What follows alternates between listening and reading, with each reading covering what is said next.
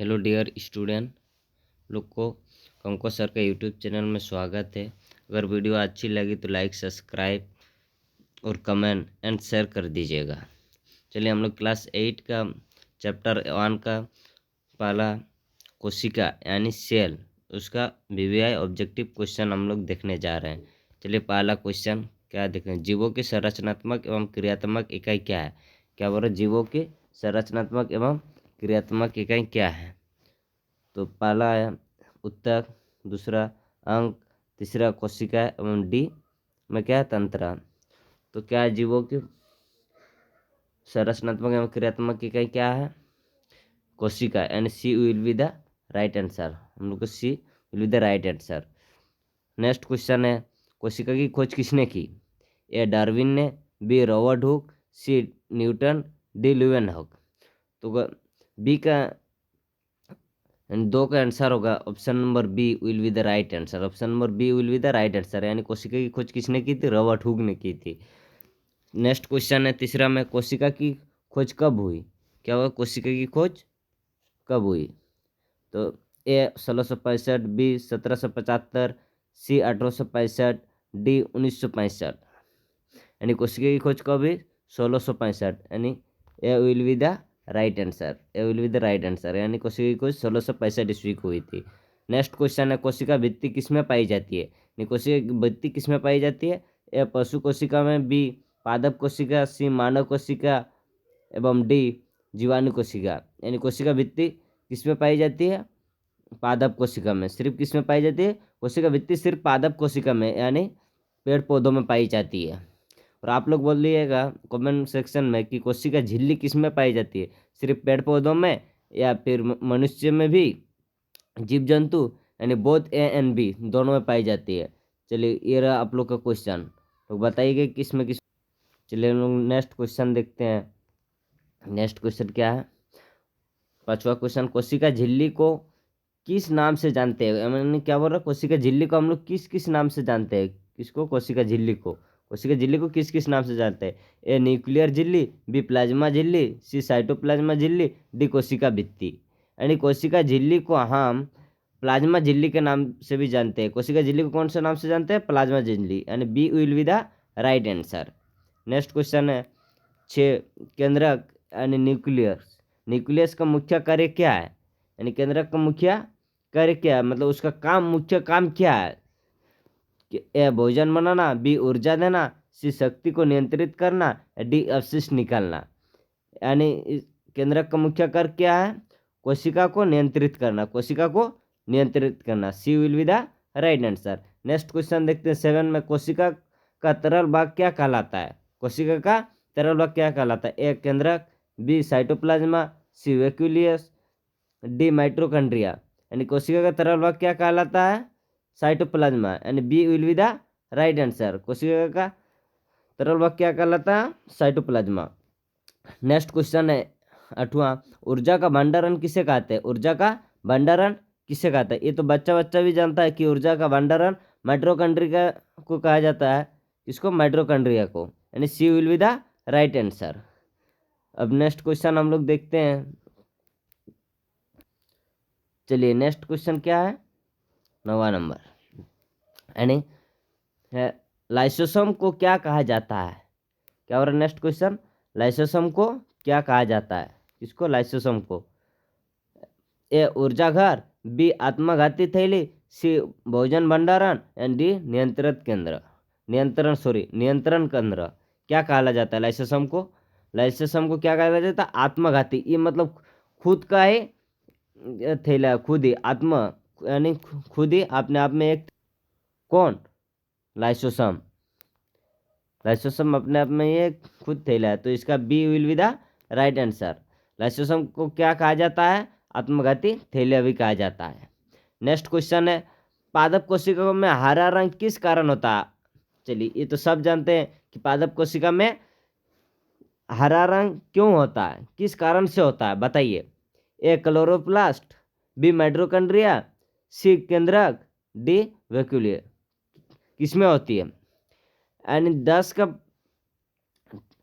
Answer होगा A will be the right answer. पहला answer होगा क्योंकि पादप कोशिका में क्लोरोप्लास्ट पाई जाती है। क्या पाई जाती है? क्लोरोप्लास्ट। नेक्स्ट है, प्रकाश संश्लेषण कहाँ होता है? बताइए, प्रकाश संश्लेषण कहाँ होता है? ए माइटोकॉन्ड्रिया में, बी राइबोसोम में, सी क्लोरोप्लास्ट में, डी वैक्यूल में। किसमें होता है प्रकाश संश्लेषण?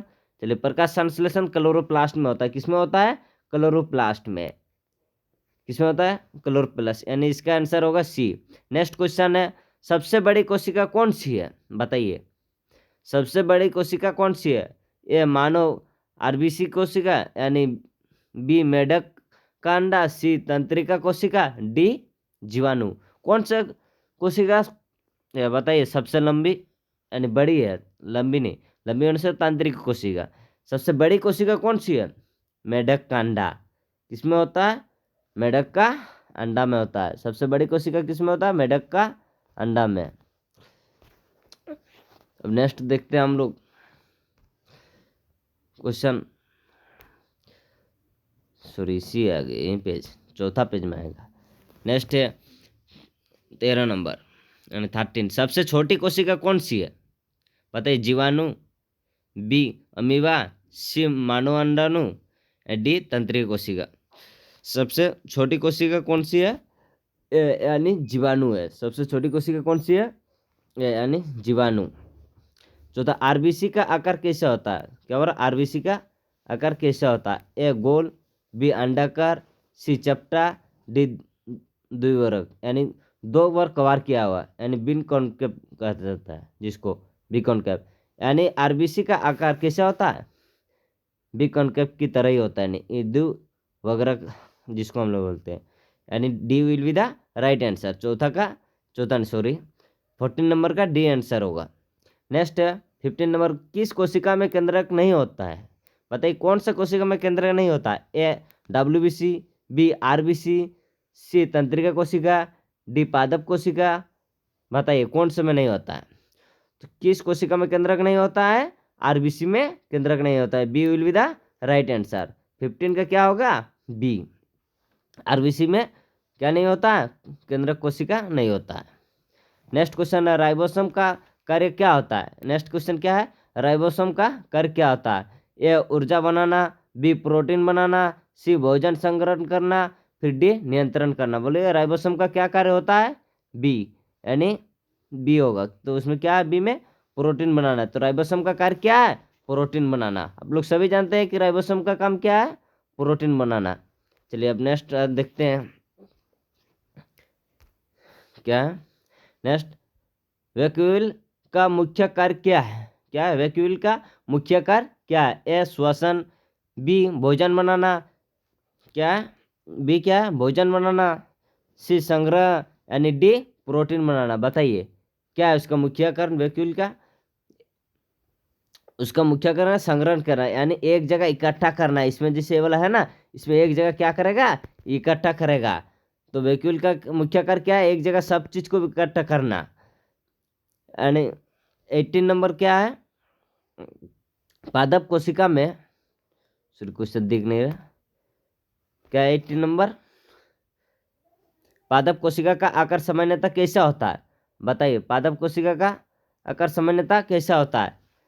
पहला गोल, बी आयताकार, सी ताराकार, डी अनियमित। कैसा होता है पादप कोशिका का आकार? आयताकार होता है। कैसा होता है? आयताकार। आयताकार मतलब ऐसे आयताकार होता है, इस तरह होता है आयताकार। पादप कोशिका का आकार कैसे होता है? इस तरह आयताकार, जिसको हम लोग आयताकार बोलते हैं। इसका आयत आयत जैसा है, जिसको हम लोग आयताकार कहा जाता है। अब नेक्स्ट है 19 नंबर, पशु कोशिका में क्या नहीं पाया जाता है? बताइए, पशु कोशिका में क्या नहीं पाया जाता है? पहला माइटोकॉन्ड्रिया, बी में केंद्रक, सी कोशिका भित्ति, डी राइबोसोम। क्या नहीं पाया जाता है कोशिका में? पशु कोशिका में क्या नहीं पाया जाता है? बताइए। कोशिका भित्ति, हम बताए थे ना, कोशिका भित्ति किस में पाया जाता है? पादप कोशिका में। किस में? पादप कोशिका में पाया जाता है। सिर्फ पादप कोशिका में ही पाया जाता है कोशिका भित्ति, पादप कोशिका में पाया जाता है कोशिका भित्ति, सिर्फ जंतु कोशिका में नहीं पाया जाता है। इसको हम लोग ध्यान रखिएगा, ये वीवीआई है। बहुत मोस्ट इम्पोर्टेंट क्वेश्चन है, क्या मोस्ट इम्पोर्टेंट क्वेश्चन है। नेक्स्ट है 20 नंबर, कोशिका सिद्धांत किसने दिया? कोशिका का सिद्धांत किसने दिया था बताइए? कोशिका का सिद्धांत किसने दिया था? ए न्यूटन, बी स्लाइडन और स्वान, सी डार्विन ने, डी हुक ने। किसने दिया था कोशिका का सिद्धांत? स्लाइडन और स्वान ने दिया था। कौन? स्लाइडन और स्वान ने, यानी B will be the right answer. 20 का आंसर कौन सा होगा? बी, यानी कोशिका का सिद्धांत किसने दिया था? कोशिका का सिद्धांत दिया था स्लाइडन और स्वान ने। किसने दिया था? स्लाइडन और स्वान ने दिया था, यानी B will be the right answer. चलिए, आप लोग को अगर वीडियो अच्छी लगी तो आप लोग लाइक और सब्सक्राइब करना तो नहीं भूलिएगा, और अपने दोस्तों के बीच शेयर कर दीजिएगा। धन्यवाद।